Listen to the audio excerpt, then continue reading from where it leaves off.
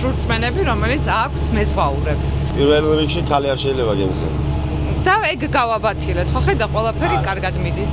Просто ესეთი წესი აქვს მეზღვაურებს, რომ ქალი გემზე არ შეიძლება, მაგრამ ხო და რატო არ შეიძლება და ვისგან წამოვიდა ეგ მითი? რა ვიცი, ასეა და ძველებიდან, ძველებიდან, მეზღვაურებიდან, მებადურეებიდან, რა ვიცი. ძველები ძახიან ასე მეთევზეები, даже დიდ რეისებში მიცხადადეს, მაგრამ ხა ქალებიც დადიან რეისებში ესეთი დრო ამოსული, რომ ხო, მეზღვაური ქალები ხო ანუ არიან? უკვე აღარ უყურებენ მაგას. მაგრამ ისე ადრე იყო? ადრე იყო კი, ქალი გემზე არ შეიძლებოდა. მოგწერეთ სხვათა შორის, მაინტერესებს ვინმემ თუ იცის დაზუსტებით, საიდან წამოვიდა ეს ამბავი. ChatGPT-ს ნუ გვაკითხინებთ, იმიტომ რომ კატასტროფებს გვიყვება ChatGPT არ გვინდა.